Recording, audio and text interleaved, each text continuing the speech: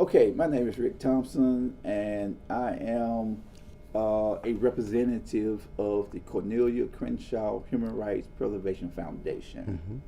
And I am here with Miss Janis Fullilove because, you know, Janis Fullilove, she is no stranger to Memphis and Shelby County. That's right, honey. And we are here to have a discussion, Yes, or some people may call it an interview. exactly. We're gonna have a discussion on Mrs. Cornelia Crenshaw, a woman that I respected and loved like a mother. Yes, You know, she used to tell me all the time that your mother just gonna have to share you yes, because I'm your mother too. You know, yes. she used to tell me that all the time. Hmm. And a woman that I that taught me a lot about politics and a lot about the politicians before she died. And when I learned that Miss Cornelia Crenshaw was the person who spearheaded the strategy committee that brought Dr. King to Memphis, Hmm. and then when I went further, learned that when Dr. King came to Memphis, uh, he drove he drove her car every time he came to Memphis and stayed at her house. She used to tell me all the time. She said, "You know, I own this car, this Lincoln Continental, was my car." And she said, "Dr. King should drive it all the time." She said, "You don't believe me, do you?" I said, "Yeah, I believe you." She said, "I tell you what you do." Uh-huh. She said, "You see this movie that comes on, it called Eyes on the Prize." That's right. She said, "Look on in that movie." She said, "Pay attention to that movie, and you'll see my Lincoln Continental that carried Dr. King to the front of the march." Hmm. And I started looking for that, and I came back and said, "You know, you're right." Yes. She said, "In my car, on the dashboard, it have Cornelia Crenshaw on it." Hmm. And when I started looking at that, I started saying, "Oh, Now, that's something that I did not know. And there's, I guess, a lot of things that I didn't know, especially with Mrs. Crenshaw. But that was something I did not know. Now, I did know that, she had a lot to do with Dr. King when he came to Memphis. I did know that she was the one that had uh, set up and coined the phrase, "I am a man." I know that, and that means so much to me because when I was a young girl and I decided to march with Dr. King, even when I was at Booker T. Washington High School. And I told everybody, I said, look, I said, now, we got to go help Dr. King, and we got to do it today. So, well, we were kind of silly, but in the end, we really did. And I thank Mrs. Crenshaw so much for that because when they stood up and said, "I am a man," I am a man. I mean, I'm not a boy. I am a man. Well, let me tell you where Yes. let me tell where that really come from. Mm-hmm. You had this guy named Robert Worship. Mm-hmm. He wrote a poem with "I am a man" in it, and he gave that poem. He was friends with Miss Cornelia Crenshaw. Mm-hmm. He gave that poem to Miss Cornelia Crenshaw, and told Miss Crenshaw, "You can use this poem for good." And what Miss Crenshaw did is got the phrase out of it, "I'm a man." It was a poem. Right. And "I'm a man" just happened to be in the poem. And she got that poem, that phrase out of that poem and carried it to the sanitation workers Mm-hmm. strike as a rallying cry to get the sanitation workers together. Exactly, and that's something that we will forever remember. At least those of us that want to remember that. But that's really something else. You sit up and I hear you all the time, and well, many times, and you have this thing, I guess, for Mrs. Crenshaw. What is it about? I mean, what is it about? I mean, why do you do it? Well, number one, I do it because it's to get the truth out there. Right. Because you know how they like to distort our history. Number two, I do it because Miss Crenshaw was a strong black woman. Mm-hmm. And in this city and county, when it comes to strong black women, the men, whether they be black or white, have a problem with strong black women. Now, why do you think that is? I mean, even going back to 25, 20 years ago, why do you think that's the problem with some black men and even some preachers? Why do you think that's it? Well, I think it's it's something wrong with them. Mm-hmm. You know, me, I grew up in a family of women. I had until about 2 months ago, I had 7 sisters, Mm-hmm. and I had 2 brothers. But I grew up with a number of women. You know, when I look at all the people that I dealt with, my sister I had 7 sisters, a mother, all the aunts. Most of the people in my family is women, Mm-hmm. and then all of my children is girls. I got about 12, I think, grandchildren, where half and half is girls. Mm-hmm. So, therefore, I can be a good spokesman for women, because I want them to be judged by their character rather than their sex. Now, you say you want them to be judged. Do you want them to be judged because of, well, not their who they are, but I mean what they are, but what they have become? That's right, based on their qualifications. Exactly. Yeah. And you know, it's something about this city when it comes to women. I've seen it with Miss Cornelia Crenshaw, but this is what I've seen on Miss Crenshaw. What got me so interested in politics. That's why I know politics was exactly. terrible. Yeah, but I wanted to ask you about politics because you say Mrs. Crenshaw taught you about what everything all of this was. Okay. And when I used to go to Miss Crenshaw's house, she used to tell me, make sure you be here a certain time. Mm-hmm. Those politicians that claimed they were friends with each other, what they used to do, they come to her house and give her all the dirt on their so-called friends. Like, say for an example, on the council, you had the blacks that were running with each other.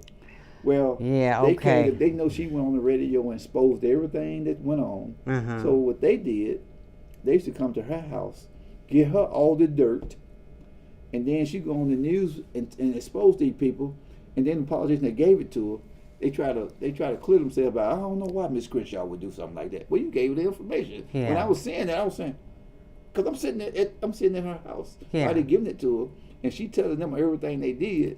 And man, I seen how dirty politics was. Well, I knew my grandmother. My grandmother was she was somewhat kept in touch with what was happening with the news and with the radio, and she always told me about Mrs. Crenshaw. Well, you know, I have to admit, I heard it and I didn't hear it. You know how you hear something, you didn't hear it. Mm-hmm. And my mother even talked about her because my mother said one time that Mrs. Crenshaw had hit her one time. I just say one time now, cause somebody was looking up her dress. Now, I'm only kidding now, but she said that's what happened to Mrs. Crenshaw.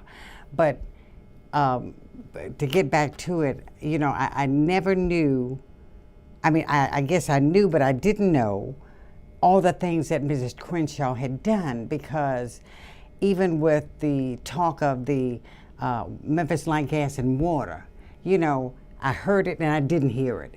And then when I became of knowledge of myself, I didn't hear it because I started listening to somebody else. So. Well, even with the Memphis Light, Gas, and Water. Yeah. If you notice back in the day, when you got your bill, you had to pay full payments. Yeah, I know. On those bills, or get turned off. I didn't know that. See, that's something I did not know. Even say for an example, if your bill was $200, right, and you went and paid $190 on it, you owe $10, your bill still got turned off. Well, Mr. Crenshaw put all that pressure on MLGW to start allowing and accepting partial payments.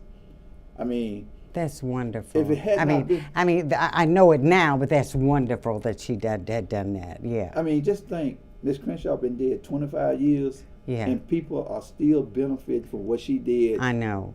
Now, I know. even to this day. And we should, all of us should pay some kind of homage to her because of what she has done. You know what? I'm glad you said that. Yes. On one of my questions I put on them. Okay. I said, name some of the ways the Memphis City Council, County Commission can pay homage to Miss Cornelia Crenshaw. To do just exactly what you just said.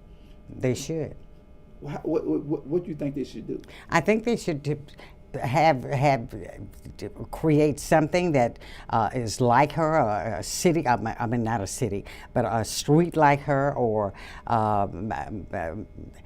get a statue or something of something like that. You know, I think that. You know, and you kind of put me on the spot because I didn't know that, but yeah, but I think that, you know. Really, something should be done, a street named after her. That would be more appropriate than just a statue, because a statue can sit there and people don't pay any attention to it, but a street they can name. And you know, I tried to get that done. I sent a letter to our current mayor. Yeah. Jim Strickland. Yeah. And Berlin Boyd was chairman of the Memphis City Council, and asked them to name to rename Van Avenue to Cornelia Crenshaw. Well, I don't see why they couldn't do that. Why couldn't they not do that? Well, the reason they gave me was so crazy and so insulting until Verlin Boyd, I think he said, well, you know, the city council only get to name 4 streets per council members per term, and I keep her in mind. That's all he said. Okay. And Jim Strickland basically, I said, just wiped his hands of it. It was just crazy. I tell you what, I bet I can get one name for her. And the thing, this is another reason I wanted to. But because it's really, because what you're saying, and let's get back to what you were saying about Memphis Light, Gas, and Water, because they had to pay, you had to pay a whole the balance of it or get turned off. That's something that we should all be thankful for. And when I say we, I mean us. Us. Think about this though, Janis. If today, when you pay if everybody in the city of Memphis had to pay the utility bill, the total balance, or get turned off, right? How many people do you think would be affected? Oh, honey, that would be so. How many people like to be turned off? I'd say at least 80%. Would be turned off. Would be turned off. I would say 80%, maybe 90%. Would be turned off. Yeah. Now, I mean, just think about just that alone. Yeah. Should should make the city think about even naming one of those buildings at MLGW, Cornelia Crenshaw. Yeah, well, they're not going to do that, but we could name a street. I'm serious. We could really name a street. And the reason I wanted Van Street is because Van Street. She lived on that street. She lived on Van Street, number 1. Yes. And number 2, they named Linden Street MLK Boulevard. Right. And the next street over is Van Street. So it'll be right there together. Exactly. She was responsible for Dr. King coming here. I know. And it was like it'll be some kind of honor for both streets to be named after both people that was here doing the sanitation work. I know, and I think that would be wonderful. And I tell you, even though that I'm now juvenile court clerk, I will make it my business to go and try and I won't try. I would go and seek about getting that street name for her, because that's wonderful. And like I told them when I sent the letter, I'm not asking for you to make Cornelia Crenshaw a honorary street. No, not at all. Yeah. That's what I'm telling them, because I know they good about trying to make some honorary streets. I said, you know how you did G.E. Patterson Boulevard? Exactly. I said, that's what I think you need to do for Miss Cornelia Crenshaw, because she's not the ordinary person. No. You know, I can't see how the city of Memphis can even celebrate Dr. King without celebrating Cornelia Crenshaw. Now, and I'm sure that you attempted to do that during the 20th. The last year when we had MLK 50. all of that, everything. Yeah. Yes, I did. Yeah. Yes, I did. That's why I had. I said, if y'all think y'all gonna bury Miss Crenshaw, I'll show y'all. Yeah. That's why I went on. I ran commercials on MSNBC, on CNN, on Fox, National Fox News, on all the and then on Channel 3, they had a special going that starting at 4:30 that morning until 6 o'clock that evening. Every hour on the hour they played Miss Cornelia Crenshaw commercial. Oh my good, that's wonderful. That is wonderful. Yeah. That is wonderful. So her name got out there because I heard somebody I got a friend in Louisiana called me on that day and said, who is this woman Cornelia Crenshaw? I said, exactly. How would you know that? Well, I'm looking at CNN and I seen they said CNN or MSNBC 1 and 2, and I seen a commercial of her. I said, I'm the one running that. Really? That's that's really good, Rick. I mean, that's really good. Really. So when you think about Miss Crenshaw being a strong black woman, yeah, similar to yourself, yeah, because I consider you a strong black woman. Well, that's wonderful. And, thank you. You know, when you was on the Memphis City Council. Oh, and I loved being on the council for a minute. They and when they cheated you out the chairman. Oh yeah, they certainly when did. When they did that, I thought about Miss Cornelia Crenshaw. I'm sure you said, did. This is what they do to strong black women. And that's what they did to me. And they did that to Mrs. Crenshaw. I see how she is that strong person that you talk about. Because, you know, the way they did me, it was so... and if you had been a man, black or white, you would have been chairman. Oh, I know I would have been. Especially doing what you was doing, because you did a lot to help a lot of people. Well, you know, I had a lot of criticism from a lot of people about you. Yeah. And I said, I'll tell you what, when it come to the downtrodden, the labor people, the poor, you're going to get, I said, we got 99% of Janis vote. Now, what do you want to say about that? Yeah. Now, now the people that you praising, you get 5% of their votes. I just want to ask this one question of him. Just one. What did they say about me? No, what did they say? Well, I don't even think it's important. No, I wanted to know, what did they say? I don't think it's important. You know how they make them jokes. I don't think it's important, but I cleared it up. Thank you very much. I cleared it up because I saw, you know, when you active, when you got people that's not active, and they go to running their mouth about stuff they don't know nothing exactly. about. I would, with me being active and actually there and actually working with you, I could talk facts when they talk them lies, and I throw facts on, then all of a sudden they bag up like most people do. Equality. What was your grandmother and your mother saying about Miss Cornelia Crenshaw all the time? Well, how she was fighting. They said she was.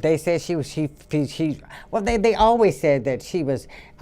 She fought for the for those of us that needed it. You know, that she was a fighter. That she was stood up and was strong, and she was all of those things that she fought for. And why did she fight? Well, she fought for the little person. You know, the little people. Those of us those people that had no hope. That's what she fought for. The less fortunate. Exactly. Yes, exactly. And she did. Just think when I got to know her. I was drawn. Let me tell you how. I wanted to tell you about the pictures that I saw on her page, and I saw you standing up there just grinning. You just grinning, just grinning. But But how did you come to this woman that was strong, that was innovative, that was all of those things? How did you come to her? You know, back in the late 80s, I got elected. The fire police had this organization called the Pioneer Black Firefighters and Right. the Afro-American Police Association. Now, I'm going to tell you, I remember that even though I was not here then. I was not here during that whole era. I was not here. I heard about it because when I came to town, I heard about the black firefighters, you And know. see, the thing is, they still got those organizations, but Yes. but racism and discrimination at MLGW was so bad. Yeah. And they was getting ready to talk about getting rid of the. They had gotten rid of the consent decree at like Eswatch, and so they came up with this organization. They created the older guys created this black organization called the Minority Coalition of MLGW. Okay. And Now, that's the first time I ever heard of that. yeah, the Yeah. Minority Coalition of MLGW, Yeah. and I eventually in the late '80s became the president of that organization. So, so then we were gonna have a banquet, and because they, you know, I put these letters out, telling the bare truth about these people. They said I was radical, and I couldn't get anybody. To speak. You were radical. That's what they called me, Oh my goodness! Yes. and I couldn't get anybody to speak at the banquet. So, the first thing somebody told me, "Have you ever thought about asking Miss Crenshaw?" So I sent her a letter, and I think what drew her to me was where it said Minority Coalition of MLGW. The MLGW part. I got you. I got so you. I went over and met her, and we've been running. We got running together ever since. That was so wonderful. That was wonderful. That God had a plan for you. Yeah, yeah. So, and this is why I got to know her up until her death in '94. And I came back. I came back right in 1990. I came back and worked on my master's and all of that. And I heard something about Mrs. Crenshaw had died, and you know, it took me back to where my grandmother had talked about her, my mother had talked about her, but my grandmother especially, and some of the things that she had stood for, like Memphis Like Gas and Water, and like Dr. King, I Am a Man, you know, those things came back to me. And even though I paid some attention, didn't pay that much attention, but now, you know, it means a lot to me about her. And I thank you so much for that. I really do. I really do. Well, I can tell you right now, I'm going to push it till the day I die. Yeah. You know, because I'm just into that much. Exactly. I've invested a lot into it.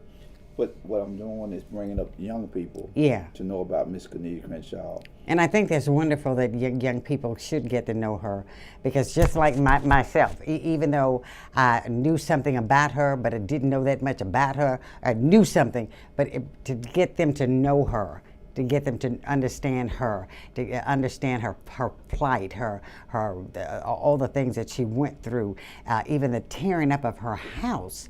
Now, what was that all about, Rick? She had a lot of information in the house. Yeah. And the day that they put in the paper, in commercial appeal, that she had died, the next day they went in there and ransacked that house. The next day. I mean, who did it? Somebody had to do it. Well, somebody had to.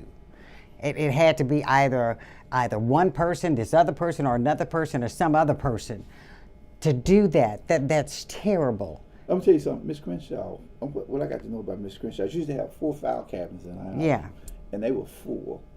She had information on every politician and every sellout politician that was in the state. Because she had them on, even on the governor, all of them at that time. But tell me, how did she know all of this? And people brought information to Miss Crenshaw you wouldn't believe. I mean, just think, Miss Crenshaw was the first black woman to serve on the grand jury. Exactly. She was the first black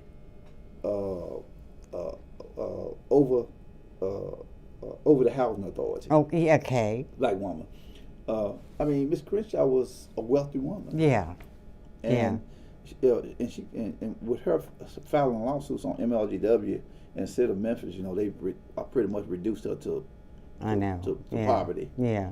She used to tell me all the time, "Don't be crazy as I was, Rick. I was in good shape at one time, but they pretty much reduced me to poverty." Mm-hmm. She said because all the lawyers I hired end up selling me out, and I losing the money and all this stuff. Yeah.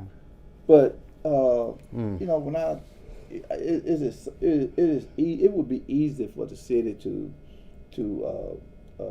create a little museum for Miss Cornelia. Exactly. Why couldn't they? I mean, why wouldn't they? I'm sure that you have some place exactly that we want it to be. Where is that? On Van Street. Exactly. Because the city could buy this. It's right next to the library. There's a vacant lot. Mm-hmm. Because what they did to her house at 603 Vance. I know. They tore the house down, and this church bought it and put a parking lot, built it with a and then across the street where her mother were, this other church, the same church, bought that land across there and created a parking lot onto their parking lot. So it's almost like, unless you go out there and see the water boxes that's there, it's almost like there is no trace of Cornelia Crenshaw other than that library. Yeah. Because Ricky Pete is the one who pushed them to rename that library to Cornelia Crenshaw. I did an interview with him too on that. Oh, did you? As I did back here about maybe 6 months ago. Okay, yeah. And I did one with Dr. Harrington about 2 weeks ago on Cornelia Crenshaw, and I got a lot of other people that I'm going to do an interview with that knew Miss Crenshaw pretty well. Yeah. And but it just amazes me when it comes to strong black women in this town. Yeah. They do not want to recognize strong black women. No, they don't. Not at all. Do you know why they do? No. I wish I did know. I wish I knew why they would not. And we make up. Oh my God. Oh my. And the thing about it, if they built a small museum of Miss Cornelia Crenshaw on Van Street, that'll be around the corner from that Civil Rights Museum. Exactly. Let me tell you something about the Civil Rights Museum. Okay.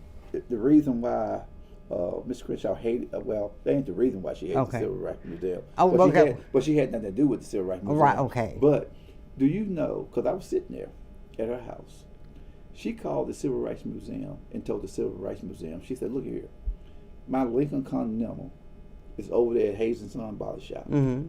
She said, I want to give you that car because that's the original car that Dr. King rode in and used.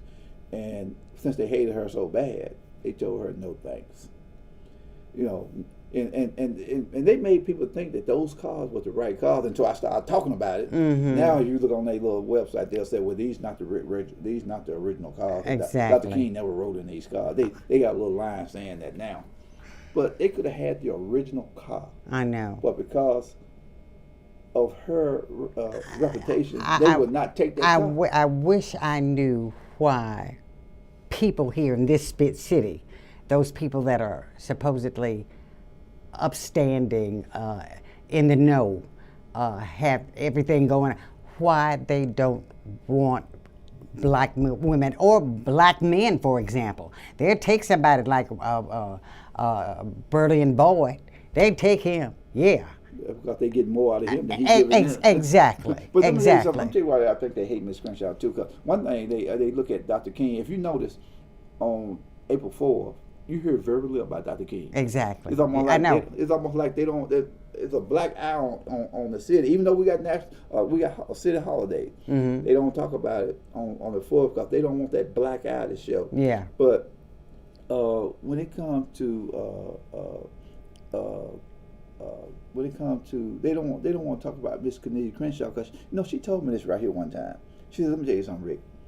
She said another reason they hate me, not just because I brought Dr. King. I was responsible for helping bring Dr. King here. She said, but during the sanitation workers' strike, she said, when Dr. King got killed, She said all over the country, they were just shipping duffel bags that were filled up with money. She said, I seen them, just filled up with money. Nothing but duffel bags of money here. And she said, let me tell you something. And she told me the preachers and the civil rights groups and the politicians that got together and stole that money and only gave those people just a little bit of money. She said, but it was just duffel bags that full of money that was there. And they took that money and robbed those sanitation workers of the money that was sent in here from all across the country. She said, but I went on the radio, started talking about it.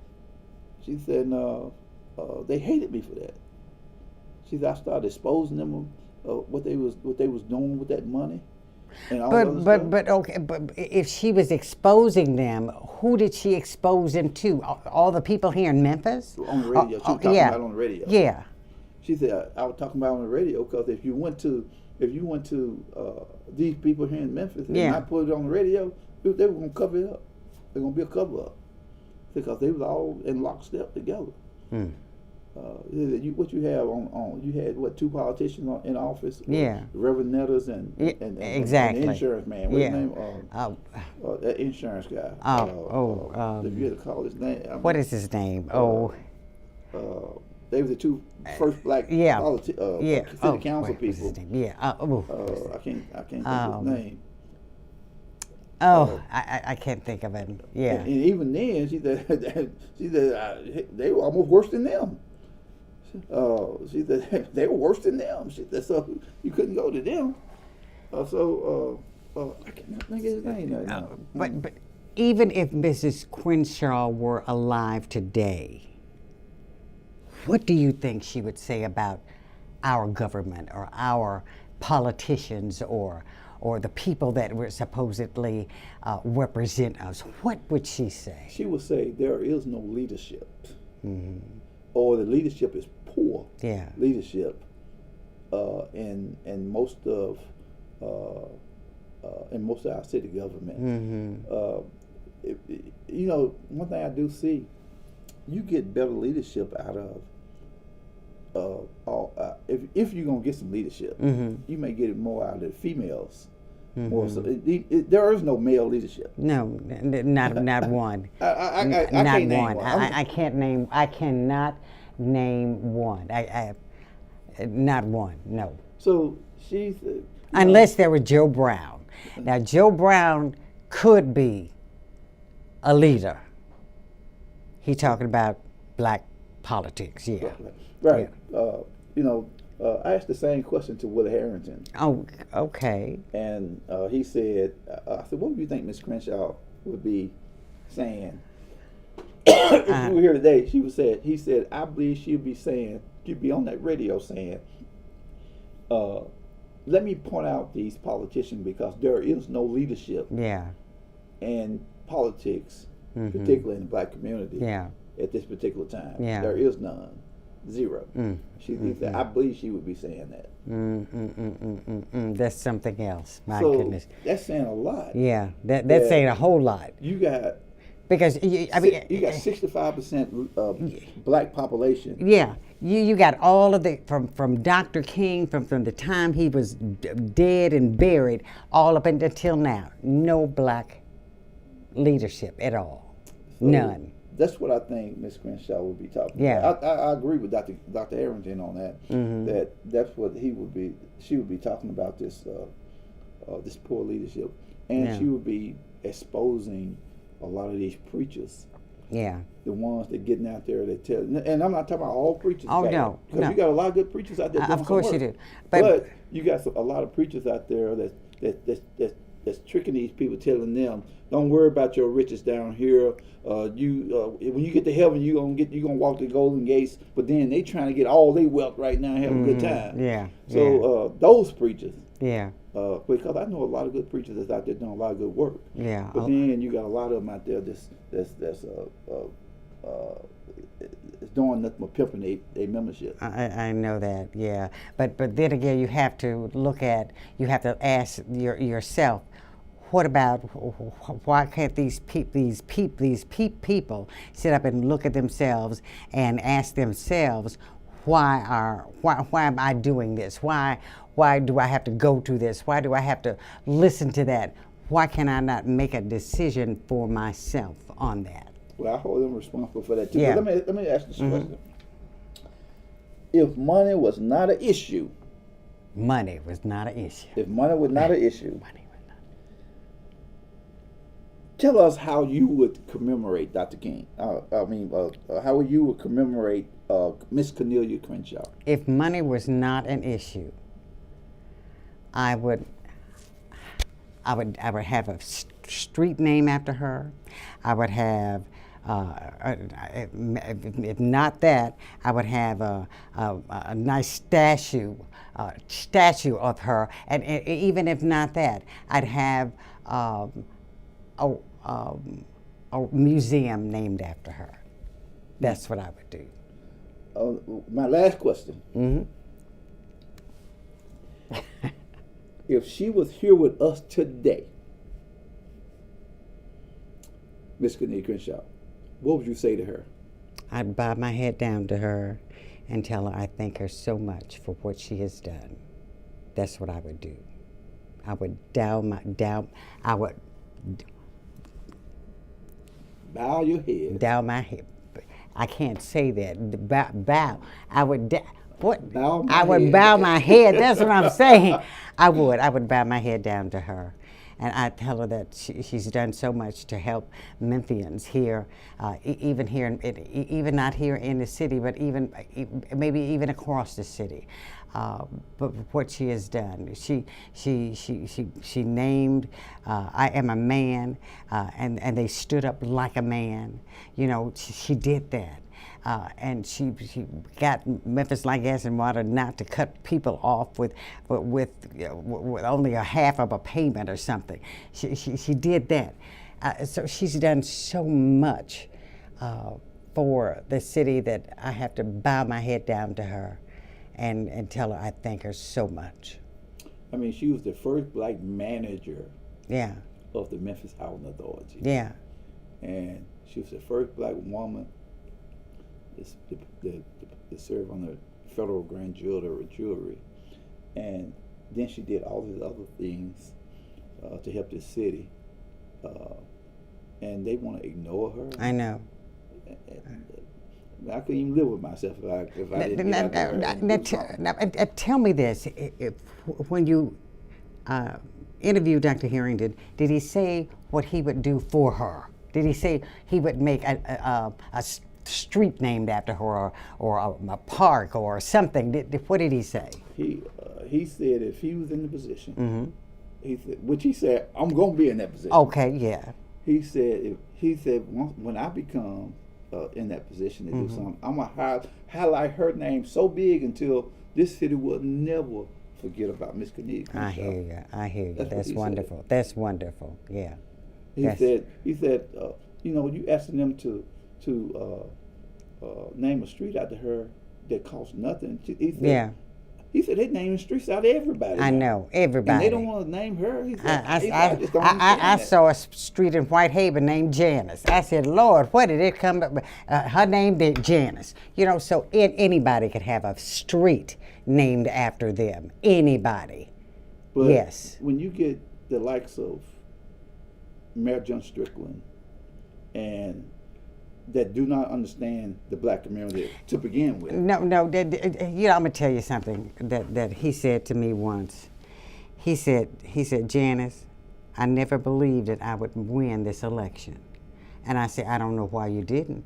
I said, you got all these blacks fighting against each other, and then the vote going to them. Who else is it